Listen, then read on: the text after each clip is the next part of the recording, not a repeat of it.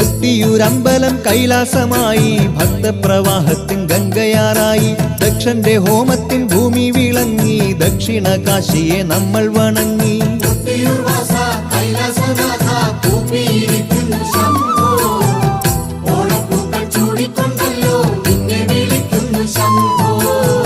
സൃഷ്ടിസ്ഥിതി സംഹാരം ചെയ്യുന്ന മൂർത്തിയല്ലോ,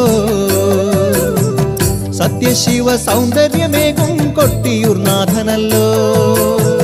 സൃഷ്ടിസ്ഥിതി സംഹാരം ചെയ്യുന്ന മൂർത്തിയല്ലോ, സത്യശിവ സൗന്ദര്യമേകും കൊട്ടിയൂർ നാഥനല്ലോ. കൊട്ടിയൂർ വാസ കൈലാസനാഥ കൂപ്പിയിരിക്കുന്നു ശംഭോ, ഓണപ്പൂക്കൾ ചൂടിക്കൊണ്ടല്ലോ നിന്നെ വിളിക്കുന്നു ശംഭോ. ദക്ഷനാകാലത്തൊരിക്കൽ ദുർഗാദേവിയെ പുത്രിയാക്കിടാൻ ബ്രഹ്മാവിൻ കാരുണ്യത്താലെ നന്നായി തന്നെ തപസ്സും ചെയ്തു.